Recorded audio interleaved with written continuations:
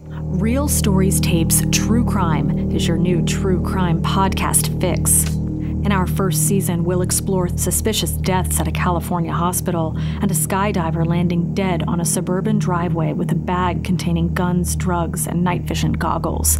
To join our investigation, search and subscribe to Real Stories Tapes True Crime on Apple Podcasts, Spotify, or wherever you find your podcasts.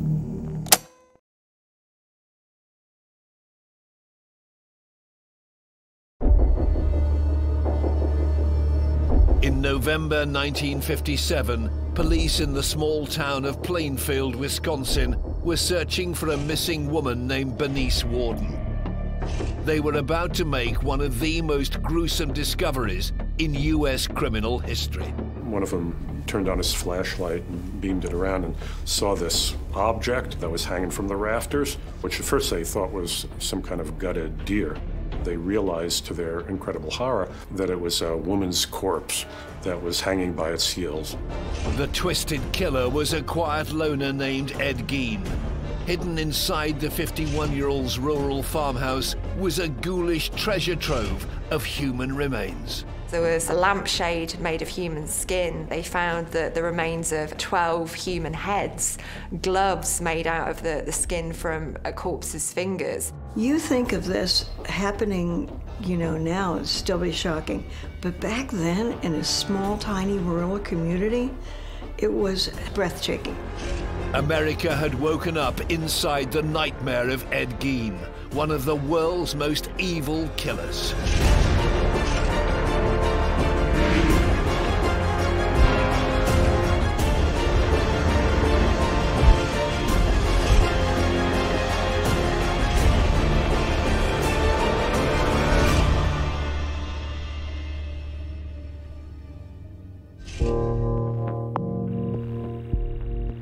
The gruesome crimes of Ed Gein horrified 50s America.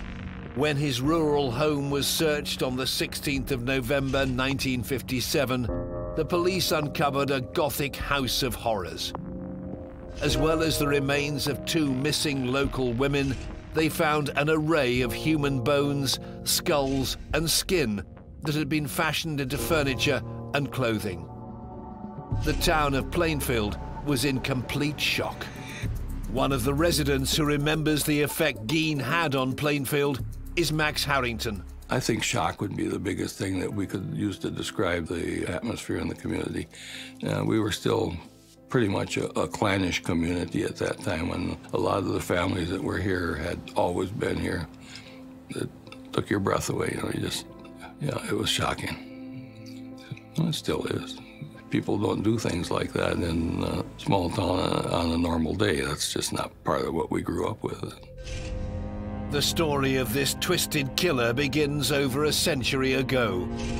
Ed Gein was born in La Crosse County, Wisconsin on the 27th of August, 1906. By the time he was 8 years old, his parents moved Ed and his older brother Henry to Plainfield. Well, the Gein family moved to Plainfield from La Crosse, Wisconsin, partly because the mother of the family, the matriarch, Augusta, had decided that La Crosse was a kind of Sodom and Gomorrah-like hellhole, and she didn't want her children to be corrupted by all the immoral influences of the big city. Needless to say, La Crosse was not a particularly big city, but they moved to a remote farmhouse about 6 miles west of, you wouldn't necessarily say downtown Plainfield, because there was no uptown Plainfield. It's not the largest city in the state of Wisconsin, but it's plenty big enough for those of us that live here. Plainfield was a very remote, isolated, featureless little village. A state guidebook at the time described it as totally nondescript. The population was very small, never more in its history, I think, than 700 or 800 people.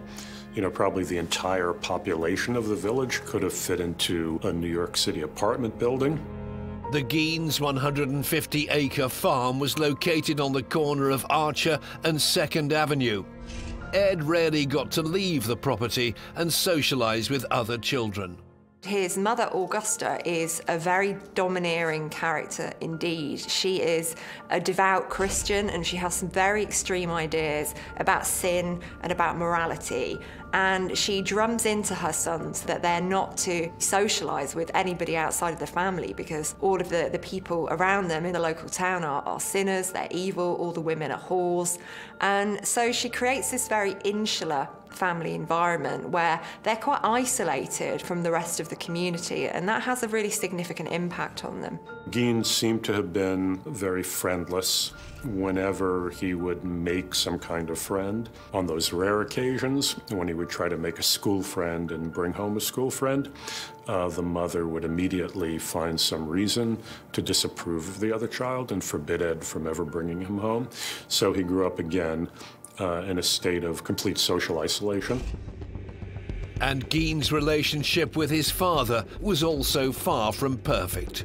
Well, the father, George, was an alcoholic. He appeared to have been somewhat free in his use of physical punishment, but mostly the picture that emerges of George is of, kind of a hapless individual who was, as all three male members of the family were, under the thumb of his wife, and again, who was regarded as much as anything else as a sort of obstacle or impediment to the household.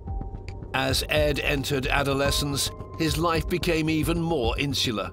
He dropped out of school when he was around about 12 or 13 to work on the family's farm, and he was considered to be a bit of an oddball.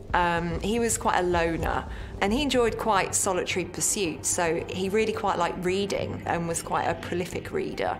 So he was somebody who didn't really fit in, but worked incredibly hard to keep the family farm going. On April 1st, 1940, Ed's father, George, died of heart failure, leaving 33-year-old Ed, his brother Henry, and Augusta alone on the family farm.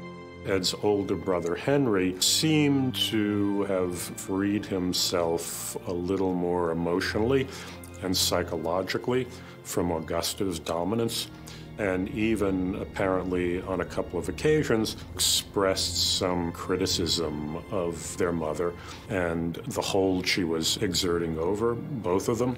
So Ed, who at least on a conscious level worshipped his mother and saw her as a kind of goddess who could do no wrong, appears to have been both a little shocked, that Henry would find any cause to criticize Augusta, and possibly built up some kind of animosity toward Henry for that attitude.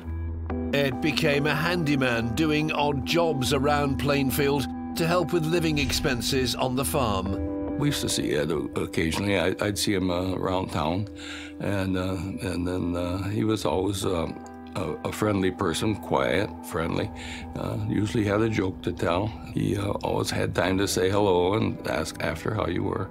A person who you would never suspect of anything other than being a decent sort of person. In May 1944, death would hit the Gein family once again, but this time in more suspicious circumstances, after a brush fire on their farmland got out of control.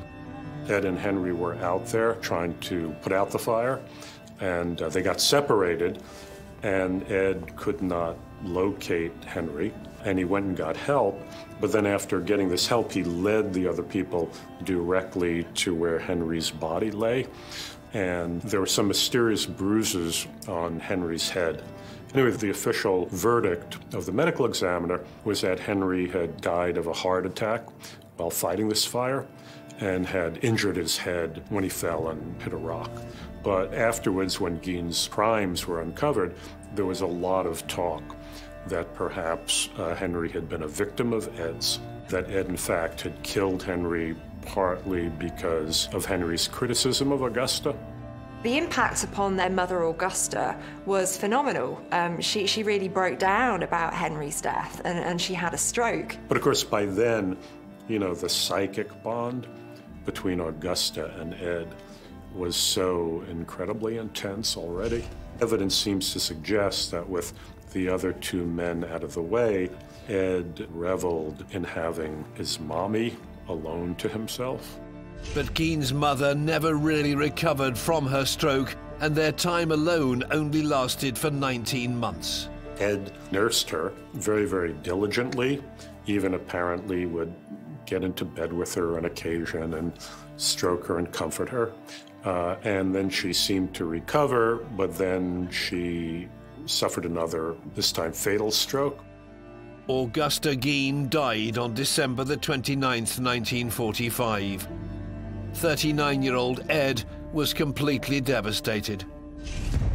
Because his mother was so domineering, I think she really did stunt his development, and he almost got stuck at a kind of teenage adolescent phase in his life. So looking at how he behaved at the funeral, he was in his 30s at this time, and he was reported to be wailing like a small child. So he hasn't got that kind of emotional control that's associated with 30-something men. The death of his mother left him completely isolated.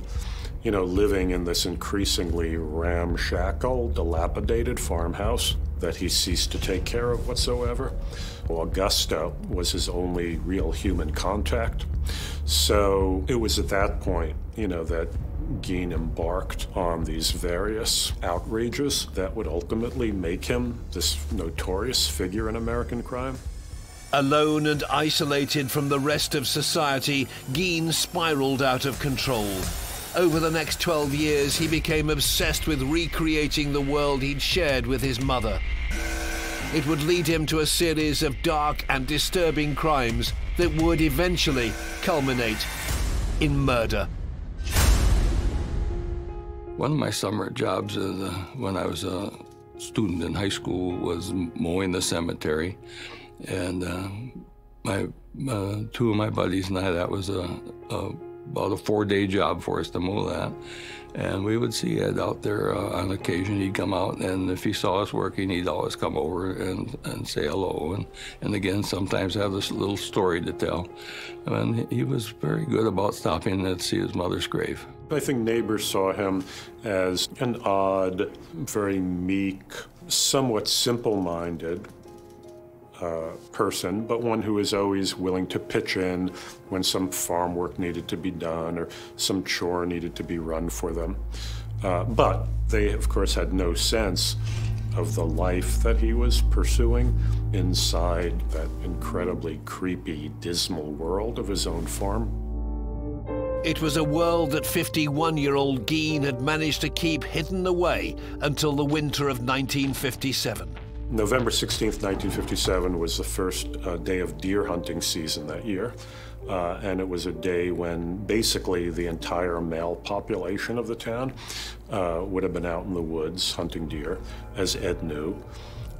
Ed drove into town to the Warden hardware store. The Warden hardware store was owned by a woman named Bernice Warden.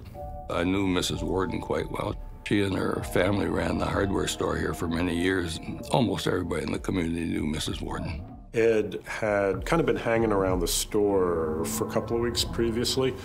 He had developed something of an obsession with Bernice Warden. He would talk to her, he would ask her out, and it was quite clear that she really wasn't that interested in him. Ed came in, asked to buy half a gallon of antifreeze, which Bernice Warden poured out for him and wrote out a receipt.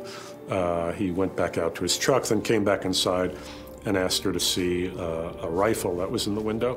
When Bernice Warden turned her back to him, he shot her in the back of the head and then loaded her corpse in his truck and drove back to his farm. Gein had murdered the 58-year-old woman in broad daylight. It was deer season, so deer season is like a ghost town around here. Everybody, in those days especially, everybody was out hunting. And she wasn't even missed for some hours. And when someone reported that she wasn't at the store, well, that was her son, of course. Later that day, Frank Warden returned from the woods and found the store empty. His mother wasn't there. He was very perplexed by that. And then he saw a trail of blood across the floor of the hardware store, and not only realized, that some foul play had occurred, but immediately suspected Ed Gein, because Gein had been kind of bothering his mother for the past few weeks. And there was one piece of evidence that confirmed Frank Warden's suspicions to the police. When they went to search the place, they found the receipt for the antifreeze that was in Ed's name. And they just worked backwards, saying that he was probably the last person to see her alive, but they didn't suspect that he was as deranged as he was. One set of lawmen went out in search of Gein. They found him having dinner at a neighbor's house and they arrested him. And then another set of lawmen went out to Gein's farmhouse, and that's where they made these discoveries that really sent shockwaves around the world. On a dark winter's night, officers from the Plainfield Police Department began to search the Gein farm for Bernice Warden. They couldn't get into the house, so they went around back and entered into what was called the summer kitchen, which was a little shed outside. This property didn't have any electricity, so they were pretty much fumbling around in the dark with flashlights, but I don't think they expected to find what they did find there. One of them turned on his flashlight and beamed it around and saw this object that was hanging from the rafters, which at first they thought was some kind of gutted deer. Although it didn't look like a deer, they realized to their incredible horror that it was a woman's corpse that was hanging by its heels and been completely gutted. She'd been strung up, essentially, and she was slit from her sternum to her pelvis. So she'd essentially been butchered by Ed. It really was the most grotesque thing that these officers had ever come across. And they realized they had found the body of Bernice Warden. And of course, both of them just stumbled out in horror and vomited, at the sight of this thing. When the news spread across the town, the residents of Plainfield were in complete shock. When I heard of his arrest, I couldn't believe it. I was sure they had the wrong person because it just didn't seem like anything that they were telling us was the Ed that we all knew. Yeah, it was a Saturday night. We were at a dance, and the story went through there, and everybody said, "I don't believe it," but it was true. After finding the butchered body of Bernice Warden in a shed at Ed Gein's farm, the police officers moved their search into the main house. He boarded up some areas of the family's home to maintain the rooms as his mother had left them. And in other parts of the property, he just started hoarding things. You would have trash and rubbish build up, and it really became a complete hovel. He'd reverse the normal process of trash disposal, and instead of taking all his garbage to the dump, would go to the dump and bring it into his house. It was just this incredible chaos of trash and garbage. But there was more than just household waste. Amid all that wreckage, they discovered these incomprehensible, unspeakably awful objects that had been fashioned out of human body parts. There were chairs that were upholstered in human flesh. There was a lampshade made of human skin. They found the remains of 12 human heads, gloves made out of the skin from a corpse's fingers. There was a jar containing human noses.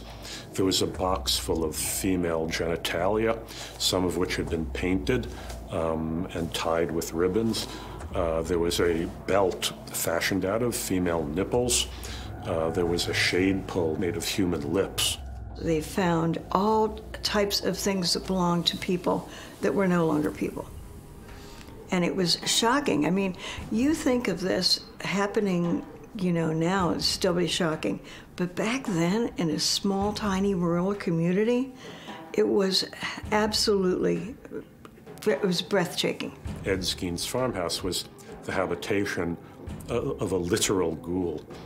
Somebody who had been living amidst these horrific relics of human dismemberment. It was a madhouse. Gein's fascination with death and corpses had been growing ever since his mother had died 12 years previously. Ed had always enjoyed reading. It was quite a solitary pursuit, so that's not particularly surprising. But after the death of his mother and his brother, he started to read an awful lot more, and his tastes in literature really did span quite a wide spectrum. He read pornographic magazines, he read medical textbooks, and he developed a particular interest in Ilse Koch, who worked at one of the Nazi concentration camps and collected patches of skin of the prisoners who were detained there. And I think all of this was fueling a very active imagination. So he's developing these obsessions and these interests, and he's quite skilled as a farmhand at this point in time. He knows how to slaughter animals, he knows how to prepare carcasses. He's from a community that's very much into its hunting and its fishing. So at some point, reality and fantasy are going to collide. As the search of the farmhouse progressed, officers found that the grotesque collection of body parts became even more disturbing. Among the most hideous of all the items were human skin masks that were hanging from the wall of his bedroom, the faces of women that had been flayed from the skulls and that had been preserved. Some of them had lipstick applied to them and that had been hung on the walls as decorations. And then, most notoriously, there was a skin suit that Ed had crafted out of the upper torso of a woman and the leggings of a woman. And apparently, as he later confessed, he would put on this skin suit and put on one of the female skin masks and caper around in his yard, pretending to be his mother. Gein's macabre collection had been acquired from the very same cemetery where his mother's body lay. 2 years after the death of his mother in 1947, he starts grave robbing. So he's going into a local burial ground, he's digging up bodies, and he's taking things from the bodies. Now, he's not taking jewellery or items of any value, he's actually taking body parts. It really is an absolute house of horrors. So what started off as an interest, which was confined to the pages of a book, has now become a reality behind the doors of this rather bizarre house. So what he's doing in a really grotesque way is trying to bring his mother back to life in some way, shape or form, because he was just so dependent upon her for a sense of his own identity. And the search wasn't over yet. Officers would soon discover, inside a paper bag in Gein's home, the severed head of a woman who'd been missing from Plainfield for over 2 years. I think that the real tipping point for Ed Gein was when his mother and his brother died, because even though this family was very intense and rather extreme in its beliefs, it was still a check on his behaviour. There was still that informal surveillance over him, and I think that kept him contained. But once he was on his own, he was free to ruminate and fantasise, and his behaviour was only going to escalate. You know, it's like some crack opened up, you know, in the civilized part of his head, and all this weird, archaic stuff going back to the days, you know, when our species did engage in these bizarre, unspeakable rituals, you know, flooded out and took possession of him. With Gein in custody, officers continued to scour his home, and they were about to make another startling discovery. A local woman who'd been missing for almost 3 years. There had been a female tavern keeper named Mary Hogan, who ran this roadside tavern outside of Plainfield, who had disappeared very, very mysteriously. In those days, we had 18-year-old bars where teenagers could go in and have beer. And she ran one of those. It was a kind of a modest place, to be very kind.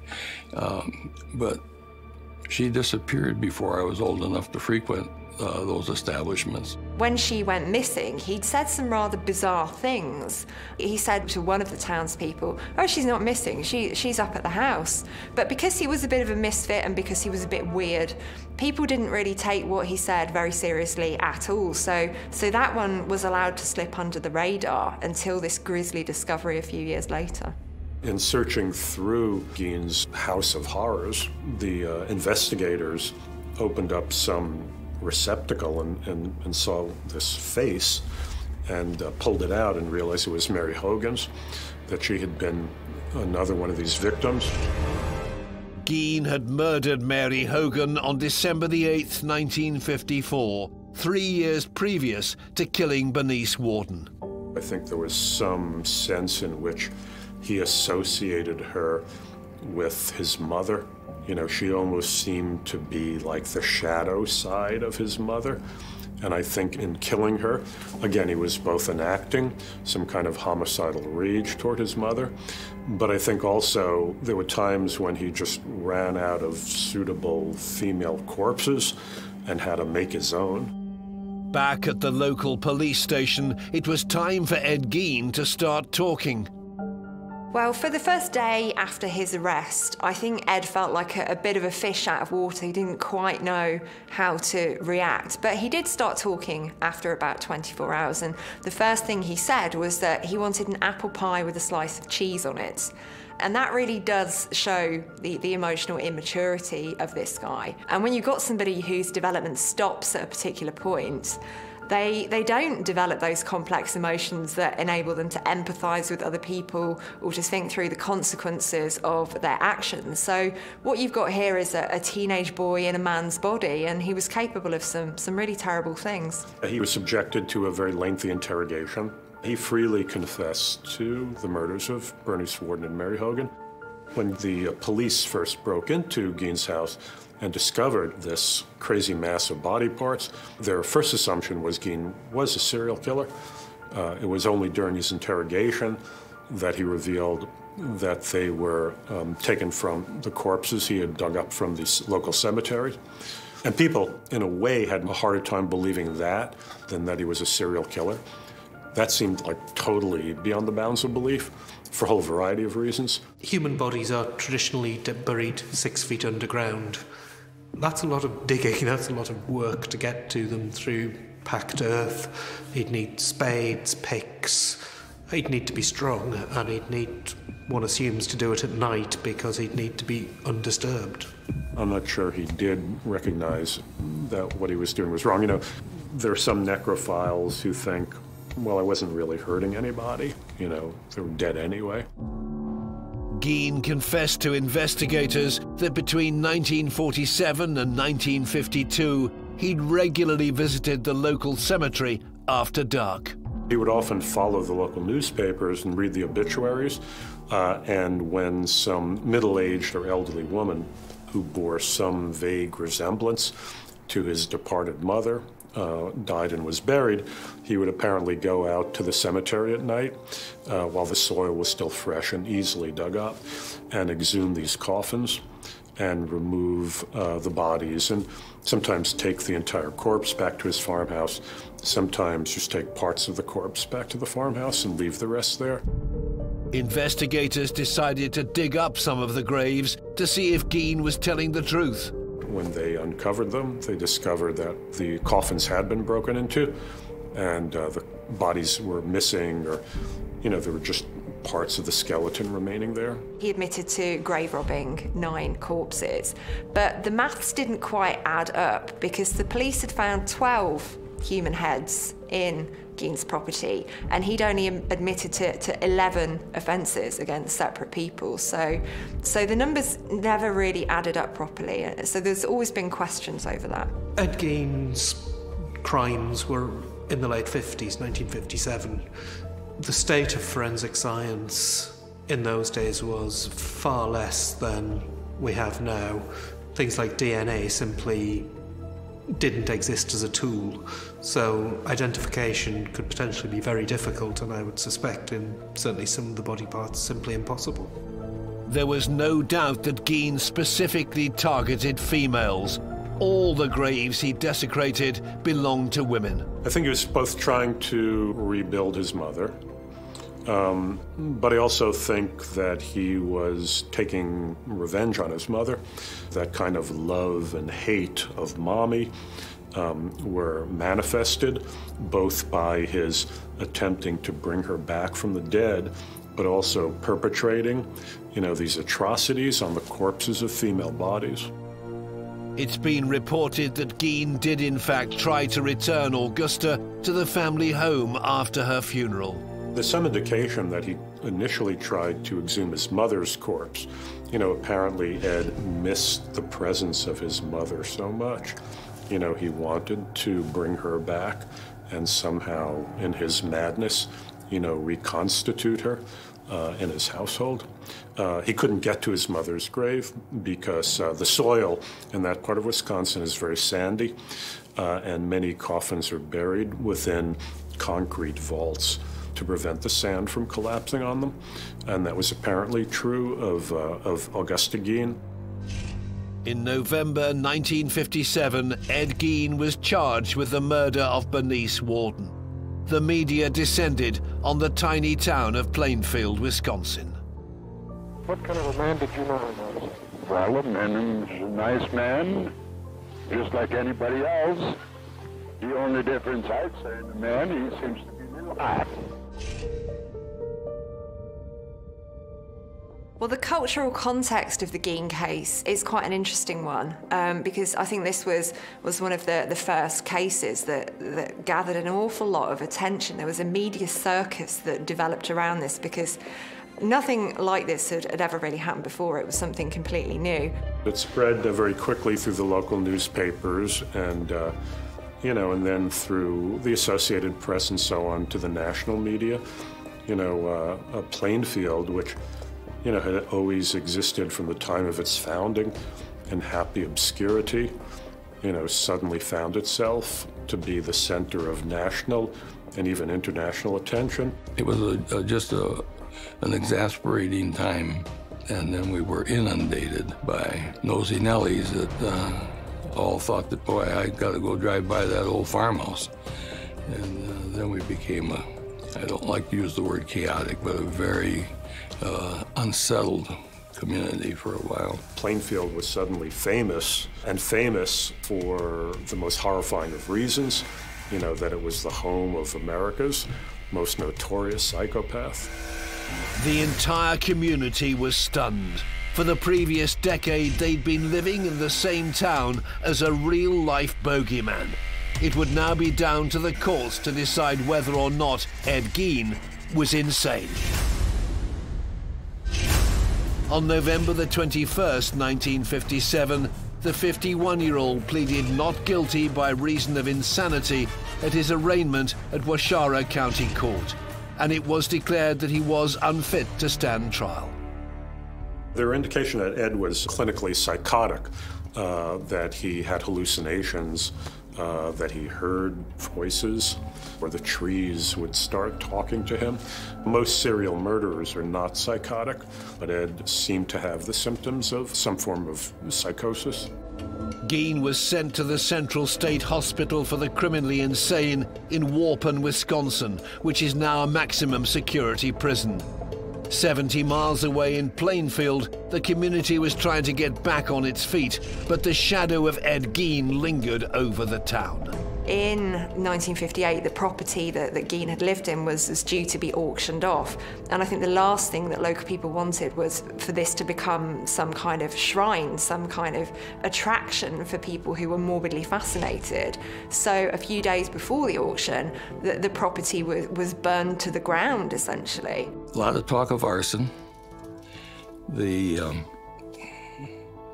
had been cleaning up around there and had been burning trash up around the that particular day too. So then that was, or anyway, that was an excuse of a possible cause that maybe the wind got something in the evening and got some live embers in there. A lot of the neighbors weren't too happy with having talk of it being turned into a museum of sorts, but there were a lot of stories. Anyway, it's gone. People still kept coming though, even after the house was gone. For a year, still had people coming to drive by the empty lot where the house used to stand. In March 1958, the car which Gein used to transport the bodies of his victims was bought at an auction for over $700 by a carnival operator who charged fascinated Americans 25 cents for a photograph at a macabre sideshow. I think what we're seeing here is the rise of the serial killer consumer culture. People are fascinated in these kind of cases, and some criminologists refer to this as wound culture, that we're essentially drawn to the trauma and the suffering of other people, and we're drawn to the artifacts that exist around these cases. Gein remained in the Central State Hospital for 11 years until doctors determined that he was finally fit to stand trial for the first-degree murder of Bernice Warden. The hearing lasted for a week, and on November the 14th, 1968, Judge Robert Gulmar had reached a verdict. He was tried and found guilty of the murder of Bernice Warden, but then he was judged insane and stuck back in the mental institution. I think that was possibly somewhere where he may have thrived, because he had structure, he had a routine, he had people watching over him and looking after his needs. Forensic psychologist Dr. Helen Morrison interviewed Gein during his time in hospital. I was working at that time as a staff psychiatrist, and I was covering all the units. And when I was asked to go over to see this person, I went over to see it, and I saw Ed Gein. He was not at all coherent. He was such a little person that I found it hard to picture him as the person who'd committed all these homicides. He lived there very peacefully. He never caused any problems, never had any type of behavioral thing, no type of I guess you could say, consequence for bad behavior. Gein's quiet nature in hospital was in stark contrast to the monster Helen had heard so much about. I received a letter from one of his neighbors who used to be a friend of his. She was a little girl, and she remembers going over to his house, and he would serve soup and everything. Well, it turned out the soup bowls were the skulls of many of his victims, and people never knew it. On July the 26th, 1984, Ed Gein died of lung cancer, aged 77. He was buried next to his mother on the Gein family plot at the same cemetery which he so often desecrated during his career of horror. Gein has left a lasting impact on the small community where he committed his ghoulish crimes.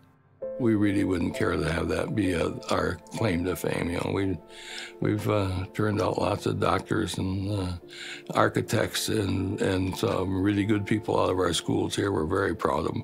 We'd rather be known for a tremendously good population than to be credited for only one issue. But just like the carnival operators of the 1950s, people continue to try and get their hands on grisly souvenirs related to Gein. In the year 2000, somebody was found to be selling parts of the gravestone that had been erected at Ed Gein's grave. For people who are fans of the serial killer cult, this was just the gift that kept on giving. They keep putting up headstones, and the headstones keep disappearing.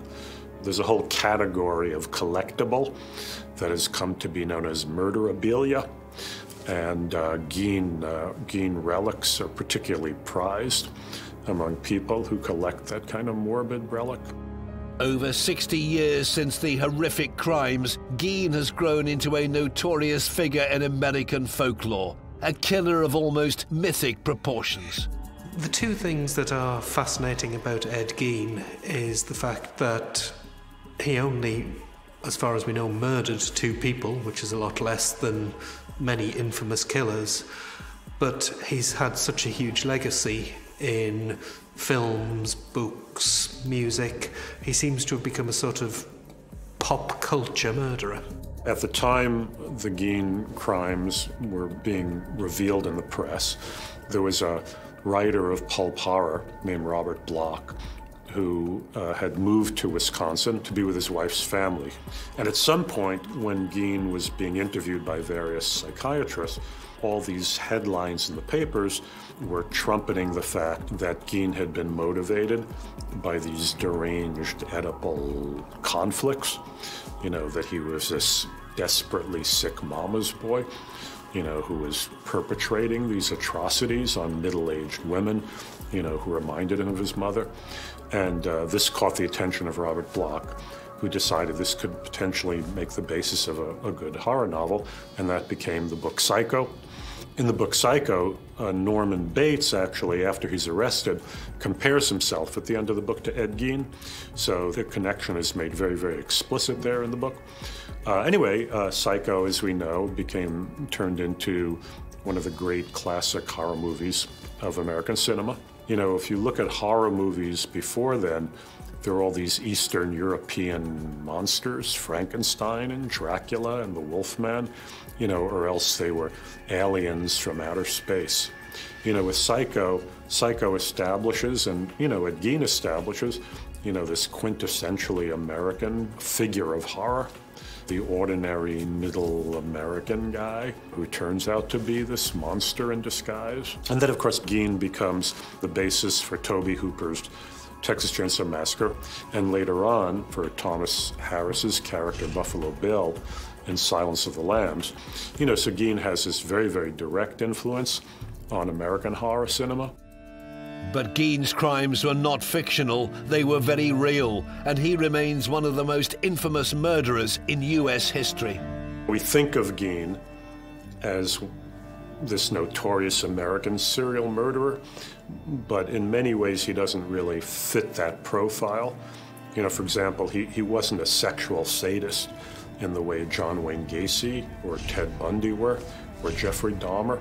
He wasn't driven by that particular form of deviance. I think he was brought up in a vacuum that created the conditions for someone who would go on to do evil things. So whilst most people are shocked and repulsed and absolutely horrified at some of the things he's done, because he didn't have that filter and that check on his behaviour, he was able to escalate to a level of evil, I think. Evil is something that, professionally, people don't believe in evil. But I truly believe that he was evil. I think there are people who would like to say that the devil got into him and made him do these awful things, but I think he was born evil. The Ed I knew was not an evil person. He did things that normal people do not do. And there's just no doubt about that. And to kill two people is certainly not a person who you would really like to invite to your neighborhood party. But yeah, he was. There was something in his head that didn't click right. Ed Gein's crimes are the stuff of genuine nightmares. The man with an unhealthy obsession with his mother brazenly murdered two women and kept a bizarre collection of gruesome keepsakes inside his house of horrors. He truly deserves to be remembered as one of the world's most evil killers.